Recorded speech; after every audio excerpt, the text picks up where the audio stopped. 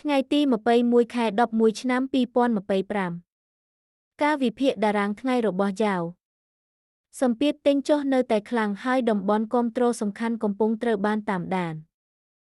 តម្លៃបើកឈ្នួលដាវសម្រាប់ថ្ងៃនេះគឺ45,814.94 ហើយមកស្ថិតនៅ45,970.0 ដោយសារខ្សែនិង CAC បង្ហាញពីទំនោរចុះយ៉ាងច្បាស់ទិសដៅទីផ្សារនៅតែមាញទៅខាងចុះ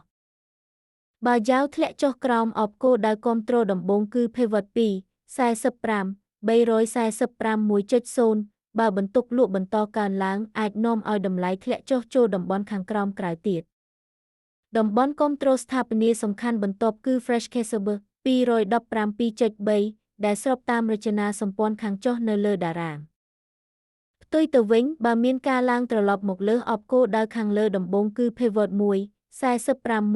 45,199.1 បន្ទាប់មកគឺតំបន់ធន់ខ្លាំងជាង មេ30 45,954 ដែលនៅតែបង្ហាញសញ្ញាតិចជាងលើបង្ហាញថាអ្នកលក់អាចចូលទីផ្សារវិញនៅតំបន់នោះ